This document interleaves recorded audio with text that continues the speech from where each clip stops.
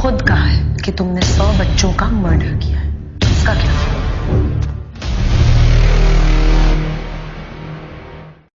इस वक्त के एडिशनल एंड सेशन जज जस्टिस अल्लाह बख्श रांझा ने BBC उर्दू से इस फैसले, इस वक्त के हालात व वाकयात और उस केस से जुड़े अवामी जज्बात और तवक्कुआत के मुतालिक पहली बार खिलकर बात की है। जस्टिस रांझा एडवोकेट फैसल चौधरी के इस दावे को मुकम्मल तौर पर रद्द करते हैं कि Javed Iqbal case Nawaz Sharif तैयारा hijacking case से तवज्जो हटाने के लिए किया गया था। ये एक फजूल बात है। जबानी तौर पर ऐसी बातें जरूर हुई थीं कि इस केस की वजह से बड़ी सनसनी पैदा हुई है, इसलिए अब इसका जल्द से जल्द फैसला हो जाए। उन्होंने मजीद बताया कि उनके इल्म में ऐसी कोई बात नहीं कि हुकूमत का कोई दबाव था, लेकिन मुझे इम्प्रेशन तासुर दिया गया था कि आपको मुंतखब किया गया कि अब जल्दी इस केस का फैसला कर दे।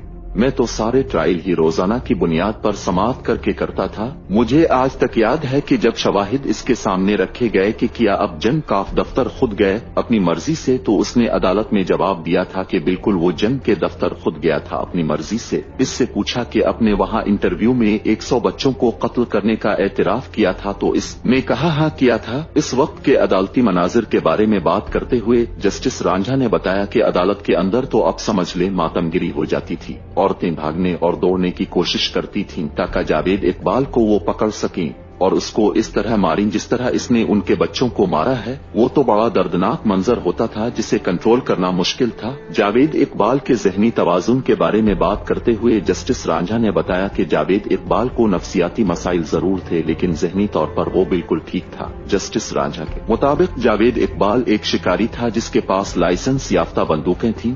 इसकी पुलिस वालों से दोस्तियां थीं, थानेदार उसके दोस्त थे। जस्टिस रांझा के मुताबिक दौरान ट्रायल जब जावेद इकबाल ऐसी बातें करता था तो सारे पुलिस वाले आकर उनकी मिन्नतें करते थे कि उसे मना करें कि पुलिस के खिलाफ बातें न करे, लेकिन मैं उन्हें कहता कि ये एक जज का काम नहीं कि वो इसे बोलने से मना करे। मेरा क्या मकसद है? जस्टिस रांझा ने इस केस में पुलिस की नाकिस तफ्तीश पर भी सवालात उठाए। जब जावेद इकबाल जनरल अस्पताल में जेर इलाज था, इस वक्त इन डॉक्टर्स में से किसी एक को भी बतौर गवाह पेश नहीं किया गया। हालांकि पेश किया जाना चाहिए था कि उसे क्या मसला था, इससे जो चोट लगी, इसके क्या असरात थे। ये चीजें एक डॉक्टर ने ही बतानी थीं, क्योंकि ये तो जज के दायरा इख्तियार से ही बाहर है। ये भी एक तफ्तीशी अफसर का काम है या जज का कि वो पता लगाए कि वो क्यों बच्चों को नए कपड़े पहनाता था, हालांकि इसने तो उसे मारना था। इसे दूसरे कमरे में क्यों ले गए? ये भी सामने आया कि ये बच्चों को खुशबू भी लगाता और ऐसे सारे इंतजाम उसने वहाँ किए हुए थे जब तक उसके पास रकम थी। हमें तो ऑफ दी रिकॉर्ड पता चलता था। क्या जावेद इकबाल ने वाकई 100 बच्चों का कत्ल किया था? इस सवाल के जवाब में जस्टिस रांझा ने कहा कि क्या आज तक कोई ऐसा बच्चा सामने आया है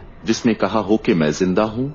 डिफेंस वकीला के अलावा मीडिया भी किसी एक बच्चे को सामने नहीं ला सका आज तक जिनका नाम डायरी में दर्ज था। हो सकता है कोई एक आध बच्चा जिंदा बचा हो, लेकिन उन्हें चाहिए था कि मीडिया में आते कि ये वो बच्चा है जिसके मुतालिक प्रोसिक्यूशन कहता है कि इसे जावेद इकबाल ने कत्ल कर दिया है, लेकिन ये जिंदा है। इस फैसले पर उन्होंने कहा कि फैसला वाकई गैर मामूली था, क्योंकि प्रोसिक्यूशन की डिमांड थी किसास की। इस्लामी निजाम में किसास का मतलब है नाक के बदले नाक, दांत के बदले दांत वगैरह। तो जिस चीज से मुल्जिम जुर्म करे उसे इसी तरह से सजा दी जाए, तो इसलिए जावेद इकबाल को ये सजा सुनाई गई। पाकिस्तान की अदालती तारीख में कभी किसास नहीं मांगा गया। एक और सवाल के जवाब में जस्टिस रांझा ने बताया कि ये बात सच है कि जावेद इकबाल अदालत में ट्रायल के दौरान खाने पीने की बहुत फरमाइशें करता था, लेकिन उन्होंने कभी भी अपनी जेब से जावेद इकबाल की कोई फरमाइश पूरी नहीं की, बल्कि इसके वकीला चीजें ला कर देते थे। वो कहता था बीमार बंदा हूँ, भूख लगी है, तो वो फिर इसको ला कर देते थे। अदालती फैसले के बाद इस केस की अपील लाहौर हाई कोर्ट के डिविजनल बेंच के सामने लगी, लेकिन बेंच ने हुदूद ऑर्डिनेंस का हवाला देकर मामला वफाकी शरी अदालत भेज दिया, जहां अभी केस की सुनवाई होनी थी कि जावेद इकबाल और साजिद एक ही जेल में और एक ही वक्त में अपने अपने सेल के अंदर मुर्दा पाए गए। जेल हुक्काम उसे खुदकुशी करार देते हैं,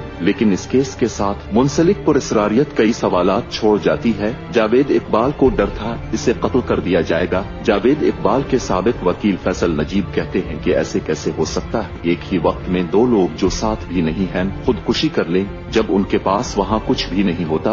उनको प्लानिंग करके मारा गया, ये सोची समझी साजिश थी। उन्होंने मजीद कहा कि जावेद इकबाल ने मुझे बताया था कि जेल वाले इसे कहते हैं कि खुदकुशी कर लो। उसने जराबों से मुझे ब्लेड निकाल कर दिखाए कि ये जेल वालों ने दिए।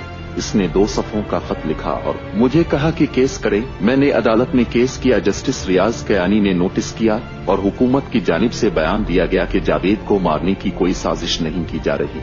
मुझे 100% यकीन है कि जावेद इकबाल को कत्ल किया गया ताकि इस पूरे किस्से को ही खत्म कर दिया जाए। इसके केस की कोई पैरवी भी नहीं करता था। घर वाले पहले ही पीछे हटे हुए थे। इस केस के बाद बिल्कुल ही हट गए। कोई साजिश नहीं हुई। मसूद अजीज उन इल्जामात को रद्द करते हैं। उनके मुताबिक इसहाक बिला की हलाकत के बाद पुलिस काफी मोहतात थी। इस वक्त कोट लखपत जेल के एक सीनियर एहलकार ने नाम न जाहिर करने की शर्त पर BBC उर्दू को बताया कि जावेद इकबाल ने खुदकुशी से पहले मुतअद्दिद बार अपनी जान लेने की कोशिश की।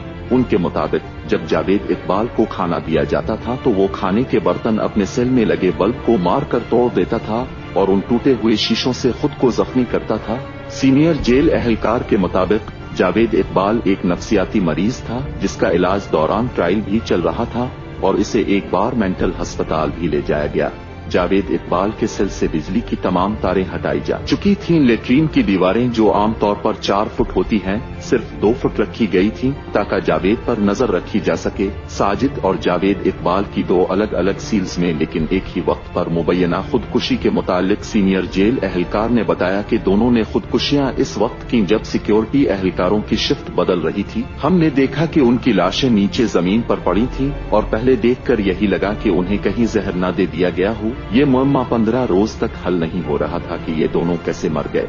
फिर एक दिन ड्यूटी पर तैनात एहलकार ने असल बात बताई कि दरअसल उन दोनों ने सोने वाली चादर का एक सरा सेल की सलाखों से बांधकर दूसरा सरा अपनी गर्दन में डालकर दोनों पांव सलाखों में फंसाकर खुदकुशी की थी। उनकी लाशें सेल में लटक रही थीं, लेकिन इस एहलकार ने बंधी हुई चादरों को खोल दिया था जिससे ये दोनों नीचे जमीन पर गिर गए थे ताकि उसकी गफलत पर पर्दा पड़ा रहे। सीनियर जेल एहलकार के मुताबिक इस वाक़ये की इंक्वायरी IB और ISI ने भी की लेकिन साजिश के कोई शवाहिद नहीं मिले। एहलकार के मुताबिक जावेद और साजिद के सेल साथ साथ थे और दोनों आपस में बात कर सकते थे, इसलिए दोनों ने एक साथ मशवरा करके अपनी जिंदगियां खत्म कर ली। एक और सवाल के जवाब में सीनियर एहलकार का कहना था कि जावेद बाइपोलर डिसऑर्डर और डिप्रेशन का शिकार हो चुका था और जब उसे सजा हुई तो कोई भी इसे मिलने नहीं आता था।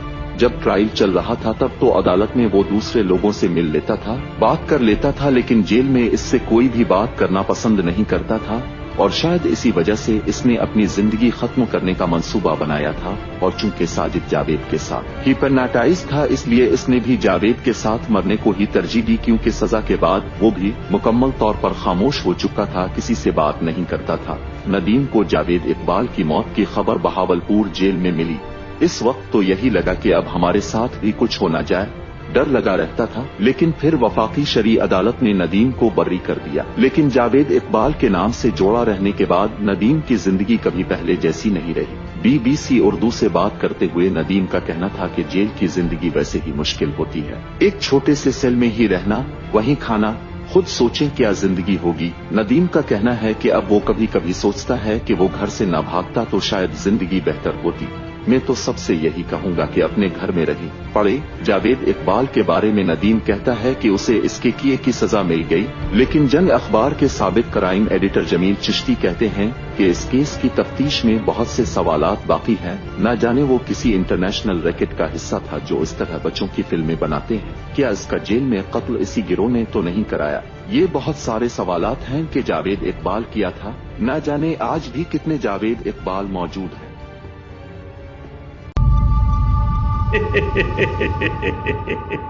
ਰਮਾਨ ਦਾ ਡਰਾਵਾ ਤੇ ਤੁਸੀਂ ਮੈਨੂੰ ਇੰਜ ਦੇ ਰਹੇ ਹੋ ਜਿਵੇਂ ਤੁਸੀਂ ਆਪਣੀ ਜਾਨ ਤੇ ਖੇਡ ਕੇ ਮੈਨੂੰ ਫੜ ਕੇ ਲਿਆਏ ਹੋ।